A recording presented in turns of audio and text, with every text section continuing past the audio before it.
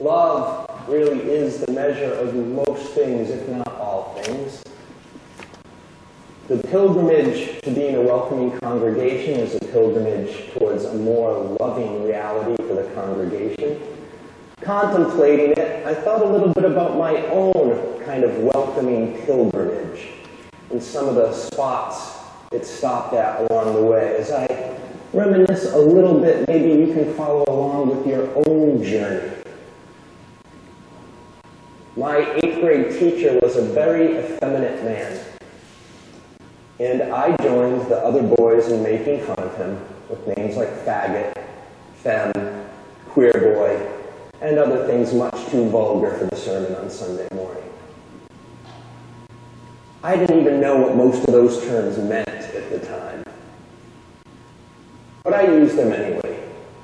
I used them to make fun of the teacher that all the kids made fun of, and fit into the simple hierarchy of junior high school. Teachers equal bad, students equal good, fags equal bad, not fags equal good. Fag was a word we used a lot when I was growing up as a generic insult. We hurled it around in reference to anyone we didn't like or thought inferior or ridiculous or who made a mistake. And this happened at school and at home. Finally, after calling my friend a fag for something he did, my mom pulled me aside and she had had enough. She demanded we stop using that word. I remember saying, well, it don't mean nothing. And she told me, it does indeed mean something. Do you know what it means? I remember saying, homosexual? Kind of afraid of Mom at the moment. And she said, yes, and you don't know who you hurt when you're using it. So stop using it. At least I don't want to hear it anymore. I said, well, we're not really hurting anyone around here. And she said, you know, you don't know. And she told me, you know, there's someone who comes over here, an adult you know, who comes here often for various things and is gay, a homosexual. I said, really? I said, yes. Do you know who it is? And I just guessed. And of course, I guessed the names of some of my mom and dad's more effeminate friends, because that was a stereotype I knew from school when we made fun of that person. And she said no, and no, and no. And she said, you can't tell, can you? And I said, no. And she said, that's the point. When I got to college, I remember being friendly with friends who had friends who were involved in the gay student group on campus. I did a college internship where I worked close side by side with a woman who was a lesbian. And my attitudes and politics certainly changed as I grew up. But there were other stops along the way where my understanding deepened a little more. When I got to graduate school, I was asked out on a date by another man for the first time. I hadn't seen this coming. His name was Dave, and I ate lunch with him a lot in the little student refectory at the divinity school. I was really surprised. It hadn't occurred to me I was flirting. We had a very interesting conversation. He remained one of my friends throughout my stay there at the divinity school. The first full and complete coming out story I remember being told was from my classmate at the divinity school, John. He was from Arkansas and studying to be an Episcopalian priest. It was quite a story of growing up in the deep South and realizing we were gay. A few weeks later, John led a noontime chapel service in early October with a focus on National Coming Out Day. Outside the chapel service, he sat with handouts. One of them was a brief article about how 1/3 of teenagers that commit suicide and leave a note cite gay-related issues. Those are the ones we know about, the article said. And I remember that day, that fall in the Div School chapel, thinking, oh, life and death. I think that was when it first occurred to me that this is about life and death. This isn't just about calling names. This wasn't just about choices and preferences and orientations and lifestyles and language that was floating around me. Even though it's about those things too, it occurred to me it's about life and death. After the service that day at lunch, I remember sitting with John and he explained, the reason why name calling from outside the gay community is so wrong is that not just the names are hurtful.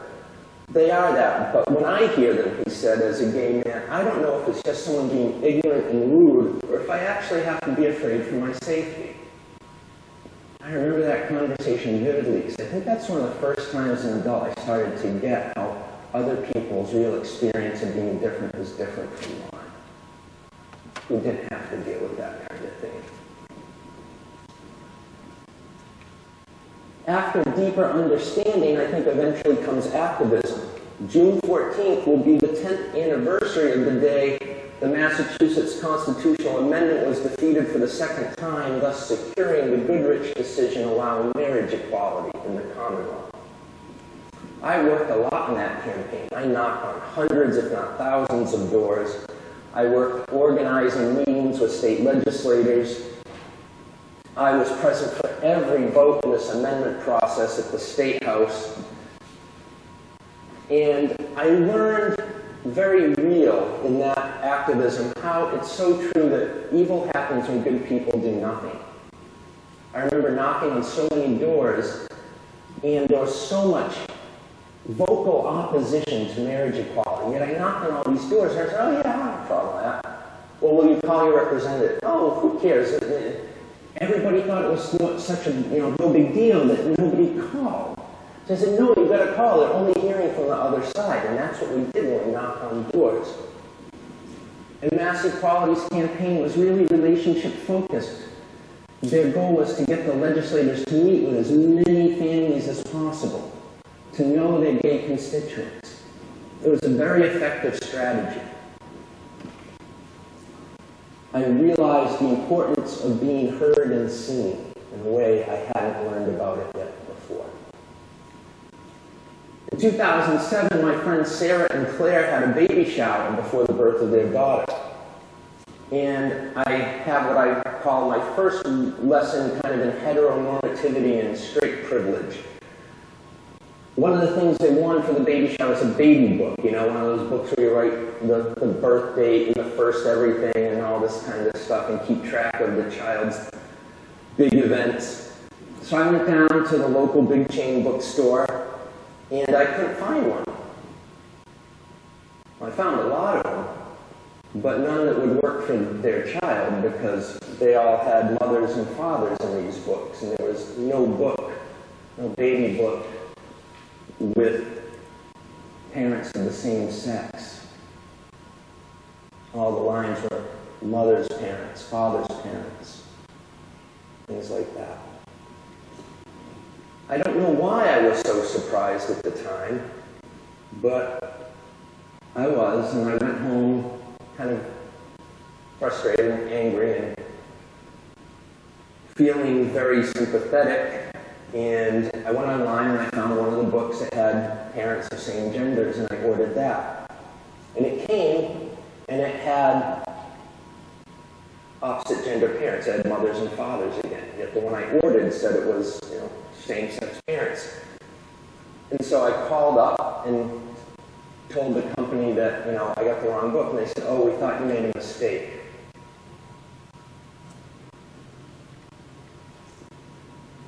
I moved to Texas in 2008, and I served the church in Southlake. And in my first month there, I was called by an organizer and helped our congregation take part in something called 7 Straight Nights for Equal Rights, which was an event going on that fall where they were asking straight folks to organize 7 nightly events to come out and support the gay community.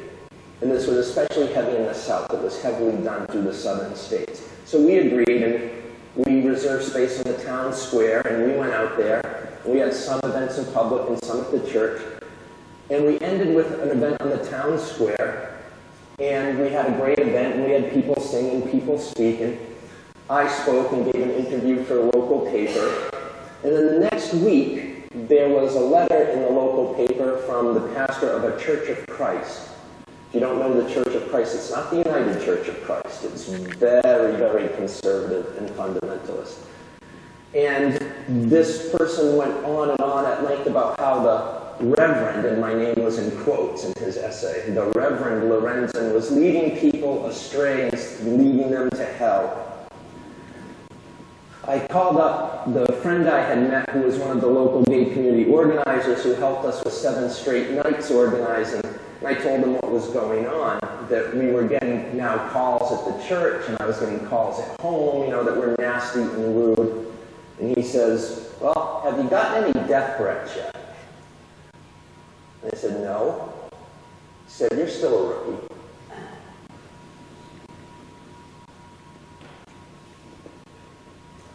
It was then I signed up to put our home on a list as a safe place for teens who were forced out of their homes in the Dallas-Fort Worth area, either for coming out or being outed. I took a drive and I got a call one day and met some young man at a phone booth where he was calling, and gave him a ride to someone else's house. They had found somewhere else for him to go. I didn't need to bring him home. During the spring of 2014, I worked with a large coalition to support the Houston Equal Rights Ordinance and spoke before the Houston City Council with many other faith leaders. I hope in my journey you've seen some of your own, encountering issues of sexual orientation and gender identity. It's been 7 months now since the congregation voted to be a welcoming congregation.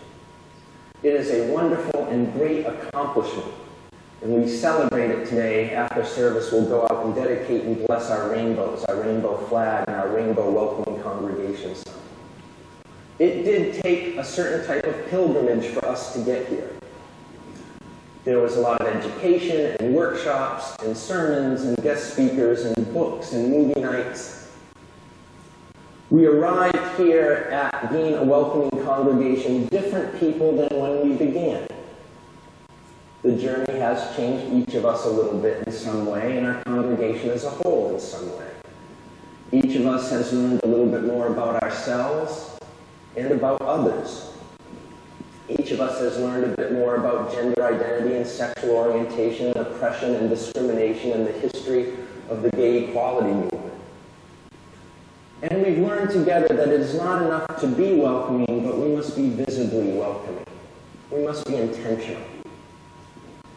And we must be intentional because we know that various states around the country are passing or trying to pass laws about which bathrooms people can use to specifically target transgendered people. It's cowardly, isn't it? To argue over bathrooms when it's not about bathrooms, instead of being upfront about the people you don't like and think inferior. But that's how they do it. So bigotry tends to hide behind things like toilets. And this is why our rainbow flag and our rainbow welcoming congregation sign are important, why visibility is important. They are signs that say we are a safe place, when even bathrooms might not be. We have an administration that is saying it's not going to count the gay population in the 2020 census. Again, cowardly. They will find out if they counted that there is and always has been and will be a sizable gay population, and that goes against the narrative about being gay being rare and evil and wrong. And this is why our flag and our sign are so important. They say you count, and you are counted here. Religious freedom is now being used as a reason to propose and pass laws that allow open discrimination and oppression of the gay population for religious reasons. Think about that. People want the freedom to treat others in a mean, hostile way. You don't really have to have a religious reason to be mean and hateful, do you? Or is your religion about being mean and hateful? My religion champions the dignity and worth of every person, so laws such as this actually violate my religious freedom. Union ministers in a congregation in North Carolina actually went to court on these grounds, opposing these laws. And this is why our flag and sign are so important. They say you have the freedom to be yourself here. The Pride pilgrimage as a whole, and hopefully yours and ours as a congregation, has come a long way. But the week's news does not go by without a reminder to the threat of equality and inclusion, or worse, acts of violence.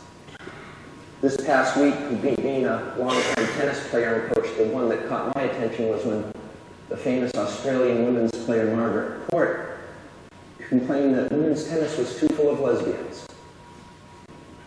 It was kind of appropriate when Martina Navratilova and Billie Jean King publicly took her to task and suggested the stadium named after her, where they play the Australian Open, be renamed. Would be appropriate.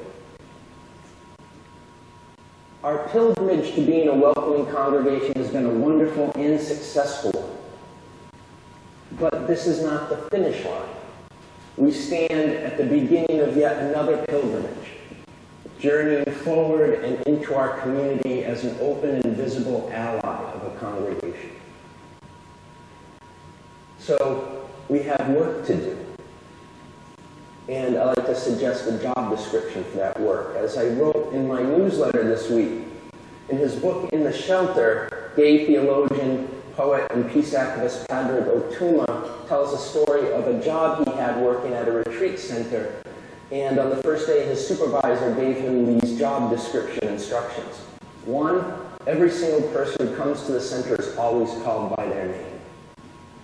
2, each person who comes here should have a positive experience, whether they have much faith or none, whether they like religion or not. Everyone should feel safe expressing their thoughts and opinions and feelings and feel that they had a positive experience here being heard. 3, everyone should have the opportunity to make and deepen friendships. I think it's a great job description. It's a great job description for a church, too. It's a great job description for a welcoming congregation. Each person who makes a pilgrimage to our doors should find a place where they are called by name, feel supported and valued in their personal faith journey and their personal life journey, and have the opportunity to make and deepen friendship. Becoming a welcoming congregation took us through intentional steps that help us more fully live out this congregational job description. May we continue to grow into our job description more fully with each Sunday and each passing week.